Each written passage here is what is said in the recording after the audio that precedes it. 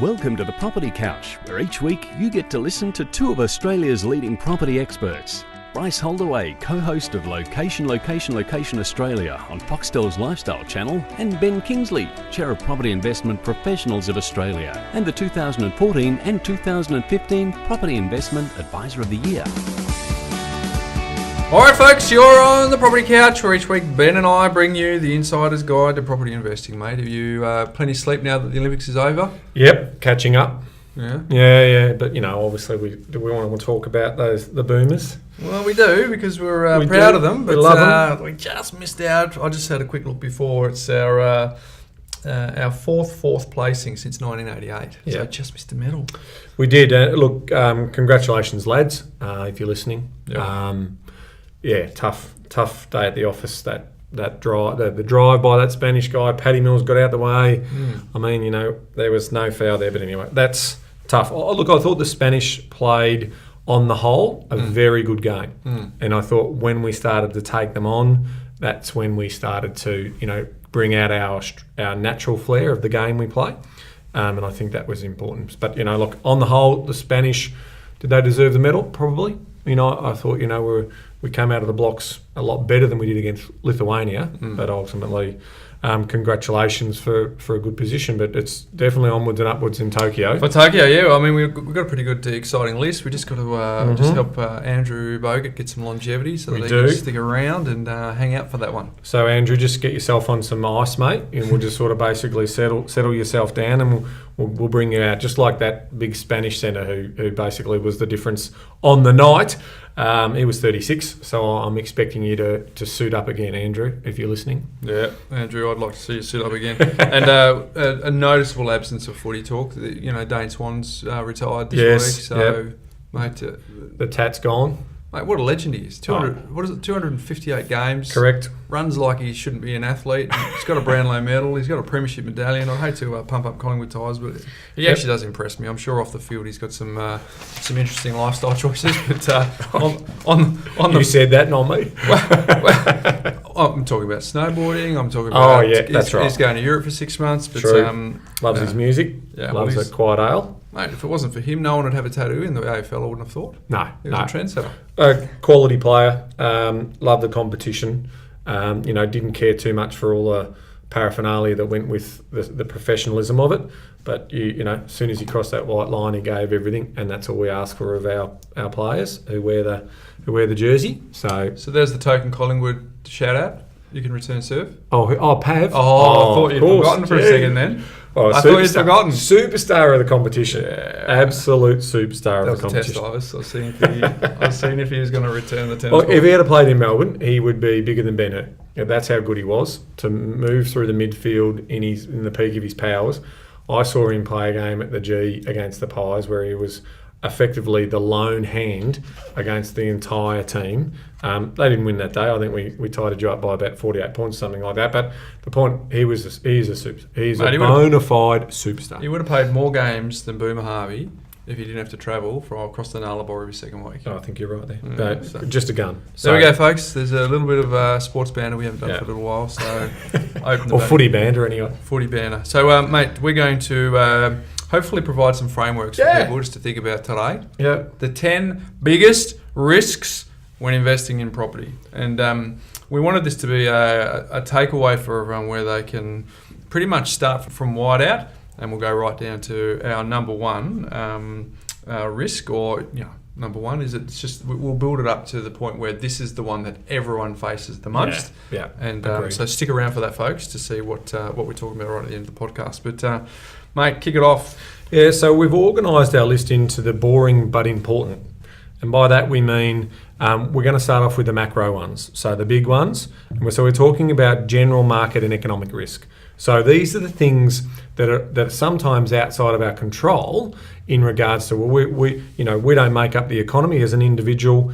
that's an investor. We're not responsible for the broader economy, but there is absolutely big risk here. So things like buying in a marketplace where there's economic risk or economic downturn, or the overall general economy in that particular location is sluggish, well then usually you're not necessarily going to see the rising tide lifting all ships. So the property market could be impacted by that. So just in that sort of boring framework around professional advice, we always talk about general market and economic risk, and that still plays true in the property investment space. Sounded like a disclaimer to me, mate. It's a good one, isn't it? Well, that's how they do it. Snuck it in. Yeah, it's all professional. Look, one of the things we want to do on this podcast is not just talk about some of the general flavoured ones. We also, there is some serious ones that we also need to cover off. So here we go. All right, let's start from the top. Out nice and wide. General market and economic risk is really the first one, uncontrollable one. Yep. That a property investor will face. Correct. And effectively, it really comes down to our economic activity, human interest, human behaviour. The first one, economic activity. Correct. If that's vulnerable, you're in trouble. Yeah, I mean, what are some of the examples? Obviously, we're seeing the Darwin market, we're seeing the Adelaide market, the Perth, the Hobart market, a bit sluggish, and you can relate that to the state's GDP. You can relate that to the city's, gross domestic production and what's going on, job attraction. So all of those things, jobs then lead to sentiment.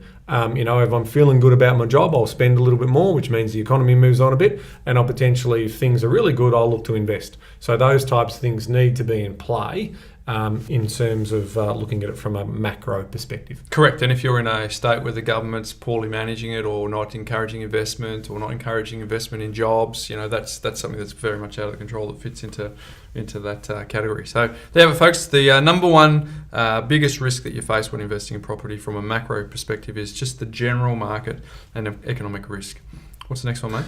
Legislation and regulation risk. So we're talking about law changes here.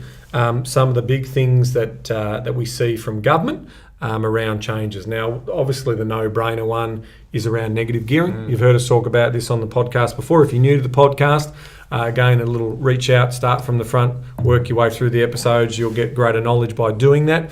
But we're talking about if there were changes in negative gearing, that is outside of my control. And so ultimately, what will it mean for my investment? Will it impact on my investment? Well, that's obviously depending on the area that you pick and the ultimately property that you pick as part of that. So that's an interesting one. Another example of that, Bryce, is... Yeah, well, you don't have to look too far back for that negative gearing ones, with the recent election, but APRA, how they've changed the rules for lending, and so people who are building a portfolio based on a thin sort of thread of high LVRs.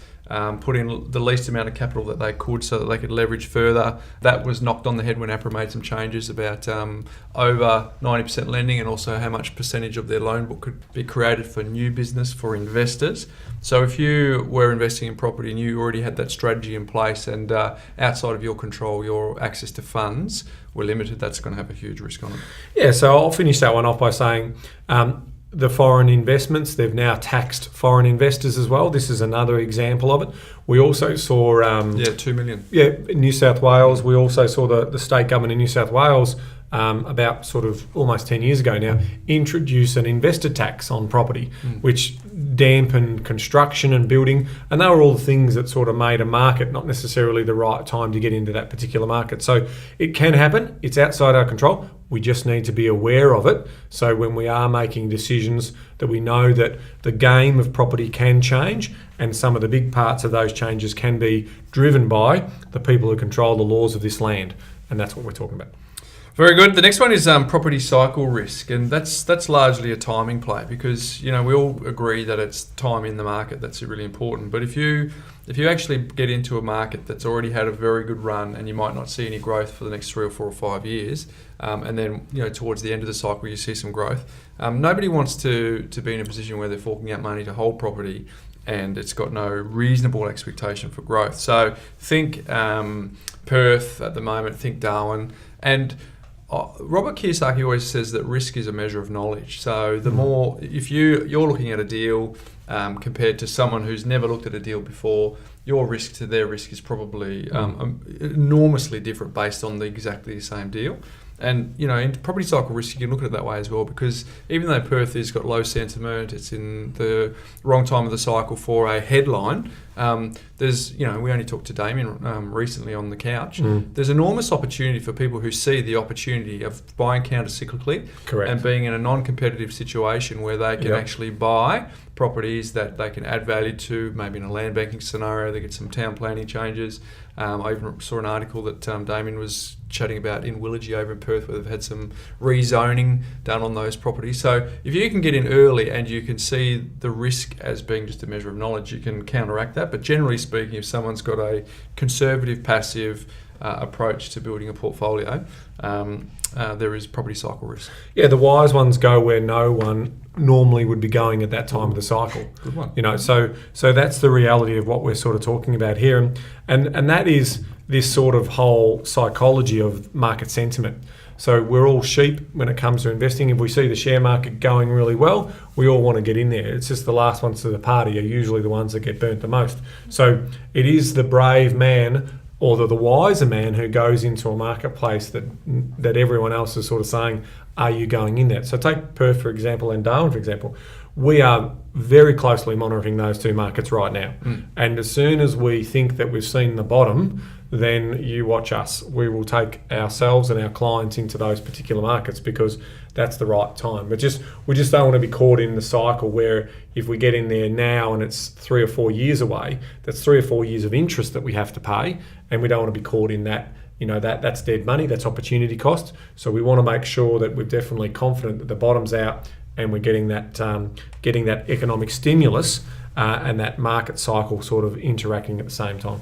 For me, the property cycle risk is amplified by the fact if you get the asset selection wrong, because I've been doing this for 18 years. So I don't actually see the same level of risk as someone who's just starting out, because I've got enormous confidence in Australia as a marketplace. We're a first world country, we've got a stable government, we're financially stable. Lots of people want to get our resources, our food. So I'm enormously confident in the big picture of Australia. But if I'm in the wrong cycle, and I'm in the wrong product in the wrong cycle, that's just that's just a nightmare.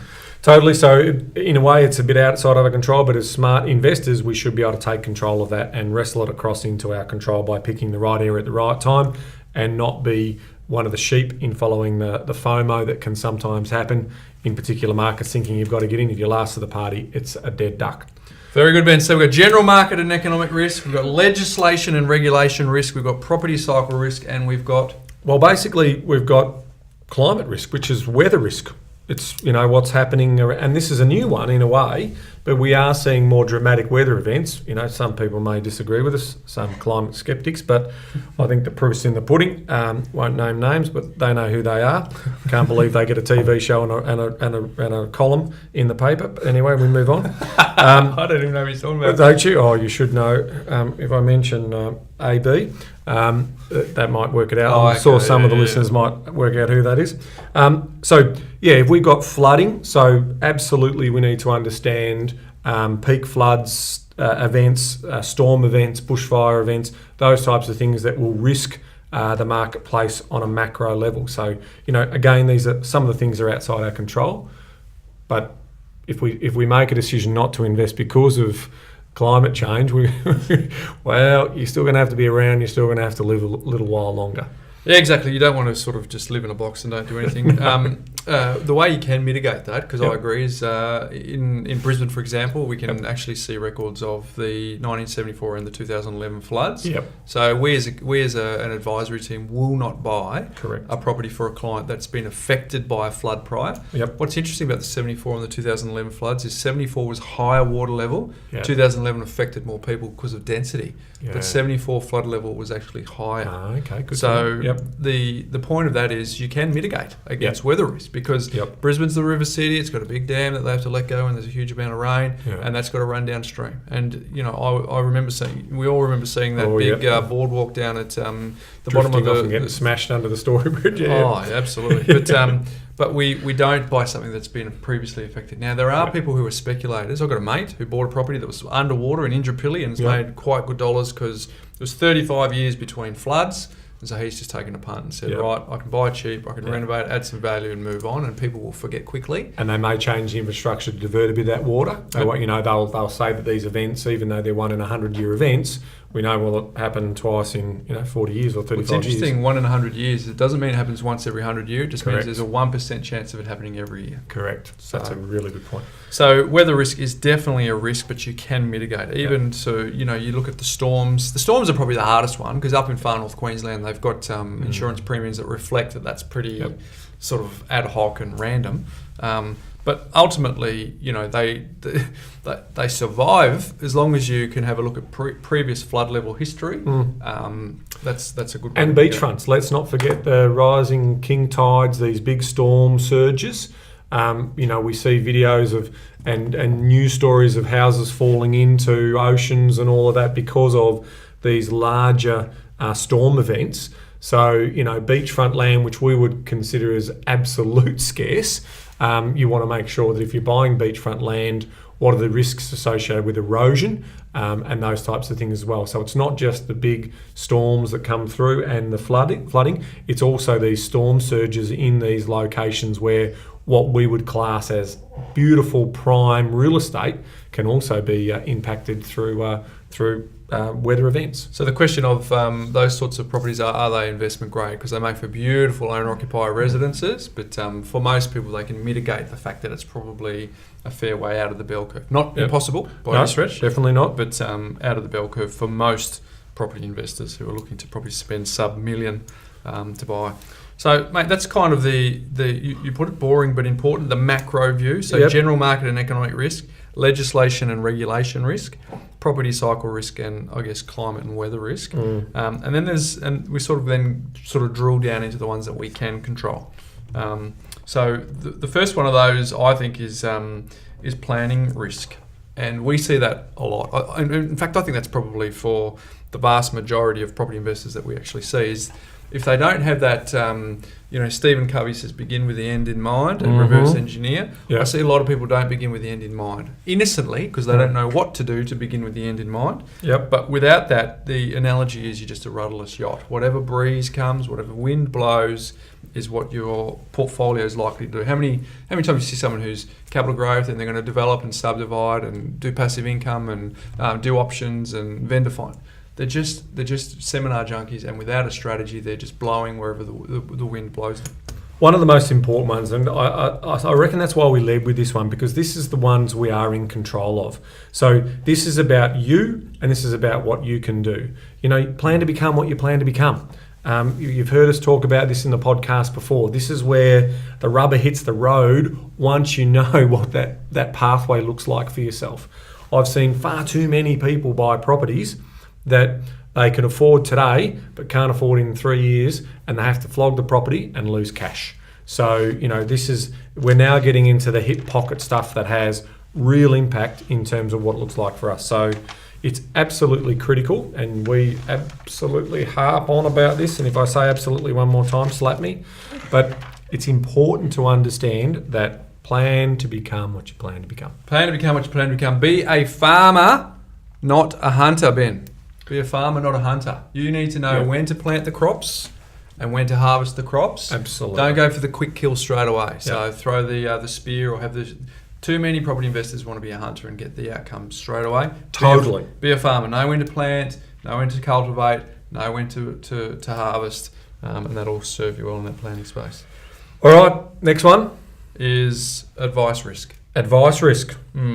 So this one here, I reckon most of our listeners, and it's probably the number one reason we started the podcast, is people are very susceptible to getting advice in this industry from people from the wrong people. And I always say it's the outsourcing of understanding. You can outsource the execution. Say it again, Bryce. Don't outsource the understanding. Outsource the execution, but not the understanding. By that, if you do outsource the understanding, you are very susceptible to the character of your advisor. And in saying that, you may start out with an advisor who is very...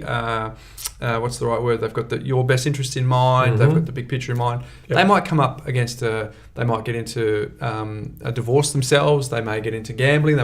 There's a whole range of life stuff they can get in, and they can start out one way and end another way. So if you outsource the understanding, you are susceptible to the character of your advisor, which is a very, very vulnerable space to be in. I spend a lot of time in the clients that we work with to explain to them that we're taking them on a journey and they're holding us accountable. So there's an accountability story here. So by that I mean, if we ask a couple of questions around your level of knowledge and your level of experience as a property investor, and we ask you to rank that between 1 and 10. And it's really important to understand why we're asking you to rank that, because we want to see where you're at and where we can take you. And the more knowledge we build, and this is why we're content rich, not only on the podcast that we provide, but also on our website. We've got how-to videos everywhere, from beginner to advanced. So it's really important that through building up that knowledge, you can hold your advisor accountable, just like the advisor is hoping to coach you on the journey of your wealth creation that you're doing. So trusted advisor should always be doing that. And so what's the tip here to make sure that you don't get caught through the wrong advice risk? And that is, ask lots of questions. Come armed with all strong questions around experience, performance. If they can't answer the question logically, if the response that they give you is not logical and it's not covered in gobbledygook and all these mixed messages, or it's too macro and it's not micro. I hear plenty of people saying, we've got a school going in here, we've got eventually a train line going in here, and there one day will be a supermarket and a big shopping centre. That's not convincing for me.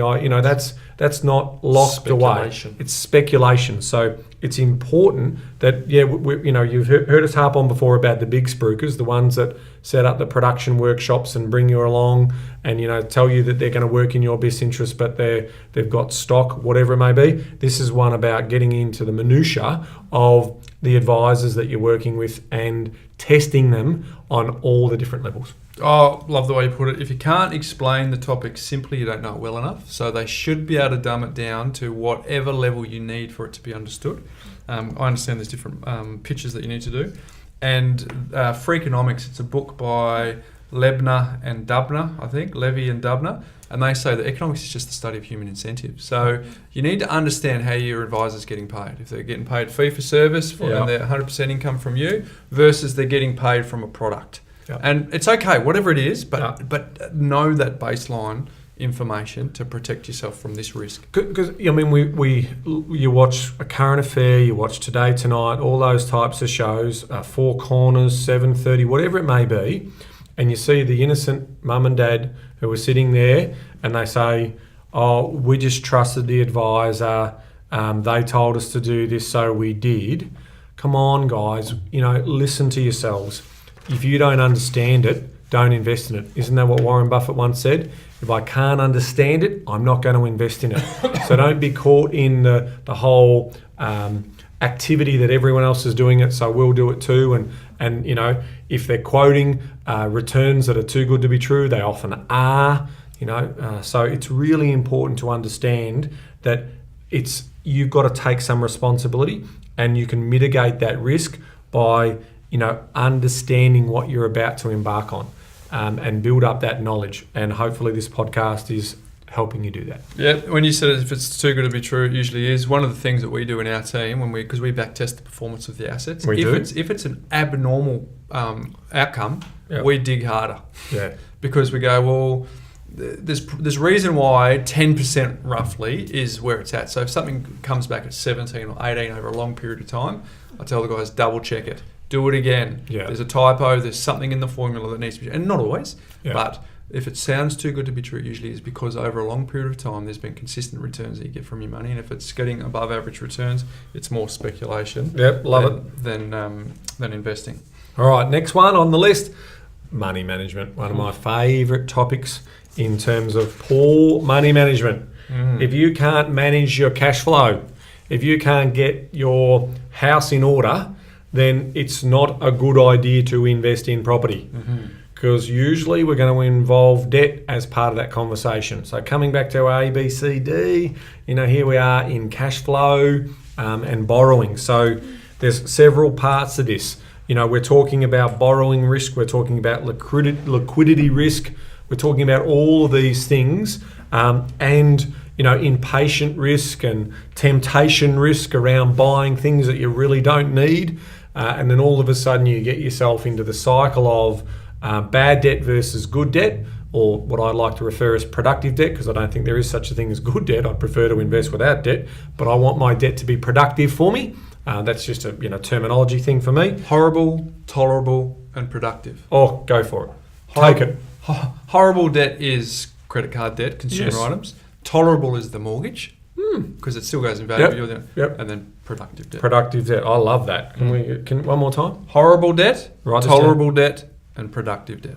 Cool. So that's where we sit with money management, and we've done other episodes, Money Smarts, on this. That we would, just have a look at the titles of the episodes. You'll find it, because I have no idea which episode number it is. That's where Ibis scrambles. But we'll find it somewhere there. I was thinking, look, it goes without saying, if you can't manage the money and you have a huge amount of money tied up in property, that can also be the case. Now, I'll add to that. Something just jumped into my head. This is where the gold lives. This is where the gold lives. Who was I talking to yesterday where they were sort of talking about...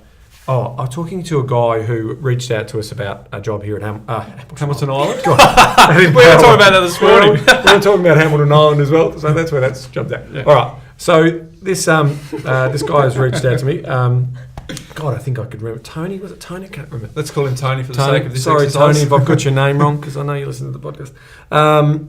He's a real estate agent at the moment, but he's just not fulfilled. Okay, so he's seeing people make decisions about selling their home, and he's got a financial planning background, right? So he's actually in this case going, oh, this is interesting. I've got this financial planner mentality, and I think you can hold on to this property because I know how to manage. I can see your finance. It's like, but I've got a conflict here because I'm here to sell your property because you want to sell it.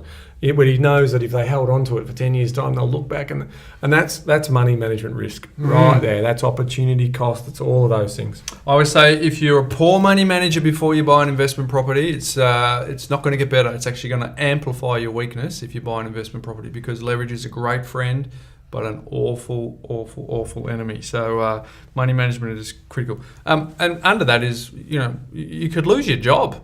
And that's probably comes under inside your control and outside your control. Correct.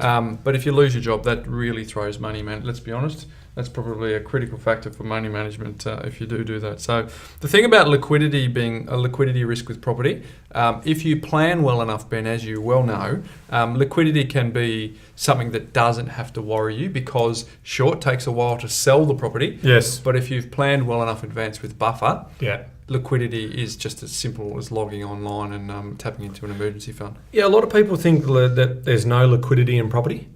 Whereas if you've got that fund, that is real liquidity in my view. Like if you've got an equity release and you've got it sitting there, you are controlling that cash.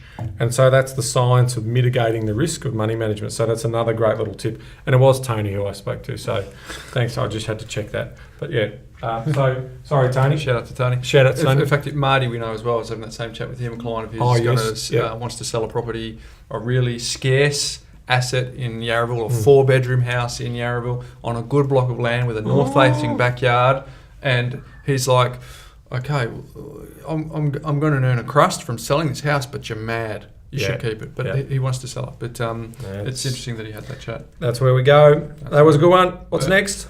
Number 8. Well, the next one is now we're down to bricks and mortar. So there's the risk around the actual property. Yep. But a lot of them can be mitigated quite easily. First one for me is poor asset selection. You've heard us drum on about this all the time. That's I mean, if that's new to anyone here, just rewind 76 episodes. We bang on it about that hard. So that's controllable. Yes. But the other one is control risks, and we have talked about this before on the podcast. But areas where things happen to your property that are outside of your control. Yeah. So some of the cases can be examples, body corporates. So you're buying into a body corporate. Now, usually you don't know how many owners are on the body corporate, but imagine if you bought into a body corporate property and there were 6 properties, and as you bought one of those properties, you found out that someone owned 4 of the others.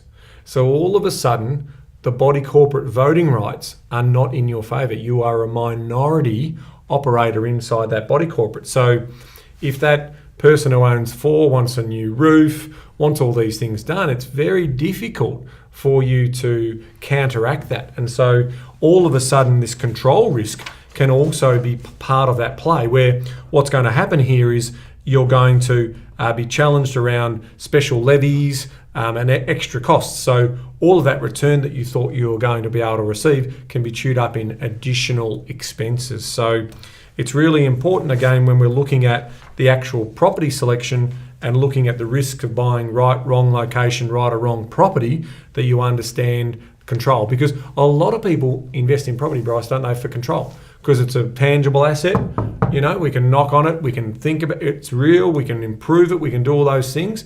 And that's what allows us to have the confidence around borrowing the money that we do to take ownership of that property. Well, one of the reasons people like real estate is for that control, Ben, unlike a financial product where a regulation change can just affect that. But you only get that through experience, by knowing that you can lose control by the description that you just described. But I would say to people that just a checklist before you buy a property is just to see if there is an imbalance of power on a body corporate. Because the reason I say that is because so many people say to me, Ben, you see it all the time, I'm not going to buy in a body corporate because I don't like body corporates. So I don't want to fester the negativity around that, because I reckon there's some fabulous body corporates that you should embrace. Yep, great properties. But it is a control risk that you need to be aware of. And then some of the other ones is, okay, we've picked the right location, we think we've got the right property, and we're going to go off and buy it without a building and pest inspection.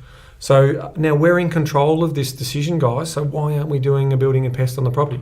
I've got a case at the moment where they're leaving their charge really late, and I'm saying, have you got that building and pest inspection organised? Oh, just probably haven't had time. I've been studying. It's like, whoa, it's such an important decision. What if half the wall or half the roof that you can't see is going to collapse, and there's a $30,000 or $40,000 rebuild, refix? That stuff is in our control. So we try and mitigate risk as much as we can. This is our defence application in our ABCD.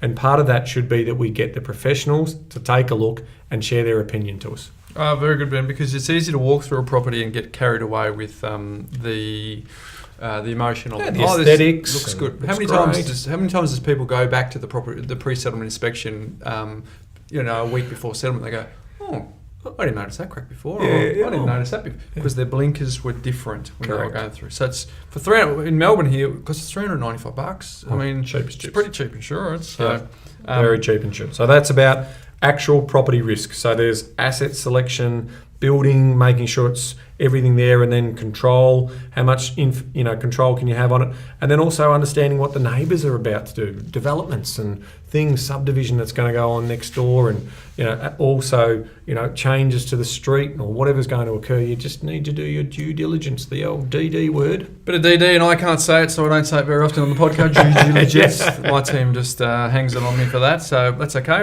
I'm happy that I can't say due diligence very easily. So general and market and economic risk, legislation and regulation risk, property cycle risk, weather and climate risk. That's our top four. They are macros we can't control. We went into the micro. Planning risk, then advice risk, then money management risk, then the actual property. There's some risks. So we rounded out the last two, Ben. The day-to-day minutiae of the stuff. So this covers quite a few things, but kick it off. Yeah, so what we're referring to, okay, we own the property now. So what can go wrong? Okay, well, we've got a few things. We can pick the wrong property manager. We can pick the wrong tenant. We can, do some things wrong in terms of maintenance and upkeep. So we don't do preventive maintenance, we just do repairs.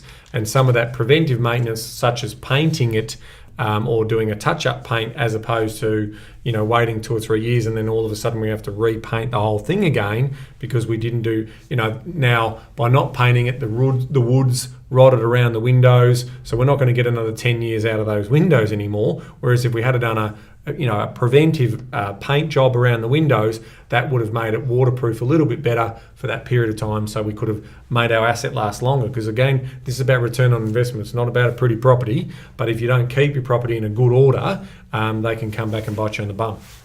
Very true, very true. The other one is, effectively a vacancy. Good one. You that's a risk, but it's a mitigating risk as well. You can mitigate it quite comfortably by a couple of things. One, realising that the cycle's bent. So we've just come through winter, and some properties that even here in Melbourne that would normally tenant very, very quickly have taken a little bit longer over this winter than seasonally. So have an awareness around when you have your leases expiring, because January, February, March, poof, they just walk out the door.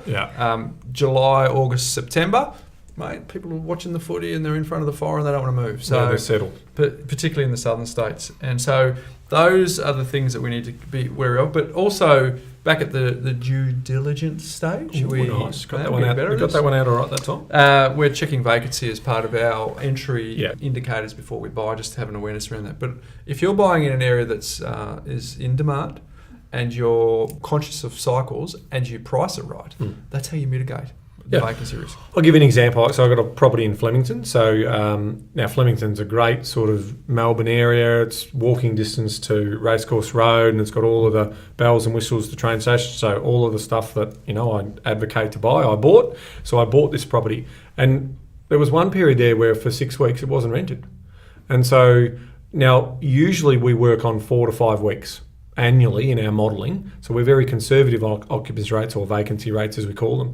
Now, did I get worried about that? No, because the next tenant stayed for 7 years. So there's a great example. Right. I've even focused in on the actual 4 weeks being vacant, and I haven't had that. I've had, over that 7-year period, I've had basically a 98% occupancy, which has been perfect. So I factor in those 6 weeks that it took to get the right tenant into the property, and then all of a sudden, and so usually you might find the average tenancies are a couple of years. So if it's taken 4 or 5 or 6 weeks to rent it out, usually I'm going to roll over and make sure that they'll stay on for a little period. And they might go to month, and I'm happy for them to go to month. Again, I'll be talking to my property manager, and we haven't spent a lot of time on that, but we've done, we've had professional property managers on, Carolyn Wright from your property manager. So people like that who are professionals at what they do, and I take their advice in terms of attracting the right tenant at the right time. Very good, Ben. You're very wise. You should do this for a living. So the last one we're going to talk about today is probably the one that's universal to everyone, Ben. And I'll start it with a story. Sure. Someone is sitting in the shade today because they planted a tree a long time ago. Wait, can I just bring the violin in? Mate, someone is sitting in the shade today because they planted a tree a long time ago. I just feel like it just needed that sort of production over the top of it. How did I go? Mate, if you were trying to charm a snake, it was perfect. Just needed to bring the orchestra in, as I can see myself sitting under that tree. So the listeners, as they are bracing themselves for your sign off at this point, they know it gets a little bit less serious. But if you're wondering what that means, is that there's a time and a place for everything. And if you want to enjoy the benefits of investing, the earlier you can get in, the better. So the biggest risk is human behaviour, and that's procrastination. Biggest killer of wealth that we know. It's procrastination. It's the risk of not doing anything. Because there's people who are listening to this right now, Ben, who that's just struck a chord with them. Yeah. We know that because we see lots of them in our business where they go, I've been meaning to do this for fill in the gap, 18 months, 2 years, 6 years. Yeah. So there are some people who are listening to this and they'll be thinking, that's actually right. Because everyone's got the story about the one that got away or the one that could have been. And if you read some of the case studies in some of the magazines like Australian Property Investor, Your Investment Property Magazine, etc., and they have the case studies, what are some of the biggest lessons you've learned? I should have started earlier is one of the classics. It always comes up. It always comes up. It's always there. So we want to make sure that you understand what is procrastination. So we spend all this time talking about all these risks, and it is important. This is your financial well-being and your family's future, prosperity, legacy, whatever you want to call it. And these are serious risks. There are serious risks in investing in property, but the biggest risk of all is to not get the education, not get the knowledge to be able to overcome those risks and make a smart, investigative decision around what you're going to do. So don't procrastinate, guys. Eyeball yourself and just say to yourself, these are our goals. If we want to achieve these goals, we need to do something about it. I used to sign off, and I still do. It's a big thing for me, that knowledge is empowering if you act on it. Knowledge is empowering if you act on it. If you don't act on it, it's not knowledge. Okay, you're not using your knowledge. You're not engaging in what you can create. No different than business. You use your knowledge to get to the career you want and the satisfaction you want in that. Use this knowledge to harness that to create a passive income for life. Well, how do you live yourself with all this wisdom you've got? Where was that? Mate, I needed that sound. I know. to come It's over Star Trek music. It's almost like a preaching session, that one, wasn't it? But of course, I'm being tongue in cheek because there's actually a lot of wisdom in that, mate. So very well said. So there you go, folks. They're the 10 biggest risks when investing in property that we face as property investors, and I'm sure you can relate to some of them. But general market and economic risk, legislation and regulation risk, property cycle risk, weather and climate risk, planning risk, advice risk, money management risk, the actual property risk, the bricks and mortar, the day-to-day minutiae risks, and then of course the human behaviour risks, which is largely defined by procrastination. So there you have it, Ben. Hopefully that's been some good takeaways. Some of that stuff some people would have heard before, some of it might be new. And what I always say to people is if you're in either of those two categories, if you've heard it for the first time, you can obviously get some benefit from it. But if you have heard it all before, Ben, but you haven't actually acted on it, it's exactly what you said. It's knowledge, it's not wisdom. Correct. So we've got to turn it all into wisdom. Empower yourself, people. Get out there. Learn or leverage from the knowledge of the smart ones who have gone before you. Do you mind, Yoda? You mind if we call you Yoda? I just try and get Ivis to laugh every now and then. Yeah, well, a couple of quick ones for you folks. Facebook Live, September 13th. Beautiful. If you don't have a copy of the book, you can go on to propertycouch.com.au/book. Type in FB Live, and you get a 30% discount off the recommended retail price. How much? 30%. 30%. So I'd encourage you to. We would love to have you on Facebook Live and asking those questions, because if we don't get to all of them, we use them as a source of topics to discuss here. But we plan on getting to all of them, don't we, Ben? We do. Last week we mentioned you were on a webinar with Jane Slack-Smith as well, whose strategy is the winner. We've got that on the Property Couch, so you can go and check that out also. Of course, I'm always saying join the conversation. We're on Facebook, we're on Twitter, we're on Instagram. We'd love to hear from you. Let us know. And of course, you might have noticed, Ben, we snuck a little in-betweener in last week. We did. We're obviously trying to get the knowledge out there for more and more people, and we do that by reaching out to you and saying, if you love what you hear, vote for us on the current Reader's Choice Awards at Your Investment Property magazine, because the more credentials we potentially have, the more people get to listen to us, and that's really important. So if you go to Facebook, like us on Facebook, you'll get all the details for that. You can see it on our website. And if you're interested in doing that, just rewind one episode. It says, can I ask you a favour? Have a little listen to that. I think it goes for about 4.5 minutes, and we'd certainly appreciate your help with that. So I'm on Sky News. That closes on the 31st of August, Ben. 31st of August. Sky News on Monday. Sky. So if you want to check us out, Your Money, Your Call. Yes. Monday night, 7 o'clock? 8 o'clock. I can't remember. 8 o'clock. A couple of hours, I think, live. Foxtel subscribers. Your Money, Your Call, with Margaret Lomas and the crew. So, flying up to Sydney on Monday morning. And ring up, folks. Ask him a question that's really tough while he's got the red light on. But if you really tough ones. If you do, just make sure you say, I love the podcast, the Property Couch. Get the plug in there for the Property Couch as well. That'll be great. Now, I didn't prompt that, really hard ones, folks. Give you deep down, give him the tough ones. So. And here's a little tip. If I say something like that, that's not on my radar, then the reality is I don't know anything about that suburb because it's not on my radar. So that's my little default. There's a little insider tip for everyone. There you go. There's my little tip. If you see a property, Ivis, that says a great this property has great potential, it means it's about to fall over. If Ben says it's not on his radar, no, it's more around. He has no idea. Oh, what do you think about X suburb? I'm thinking about buying something in that, and I'm like, there's 15,000 suburbs. I've never heard of the suburb before. I'm like, no, that one's not on my radar. No, I don't. No, I'm not familiar. No, that's not my. There you go. So you've just got a little bit inside knowledge. Being a live show, I can't sit there and Google it. Oh no, that's next to that. Oh, that's next to that. Hard ones, folks. Send him the hard ones. Thanks, there we mate. go. There we go. Very All good. right, mate. We're signing off. Yeah, so one of the basketball nations. I thought I'll go to one of the basketball nations. Serbian. So I'm gonna botch this one. If I can tell you, this one's a beauty. Why stop now? What do you mean? You haven't botched up any others? All right, I better get us out of here because we've run over time. Vidimo se sukuru. There you go, folks. Sounds like one of the ones we've heard before, based on that that slang. Well, that's just Japanese almost coming out, man. But we've enjoyed delivering the 10 biggest risks here this week, and we look forward to seeing you next week. I don't know what we're going to talk about next week, but we'll do what we always do every week. It'll be great. That'll be a good one. Yeah, I can feel the anticipation building. But until next week, Ben. Vidimo se sukuru.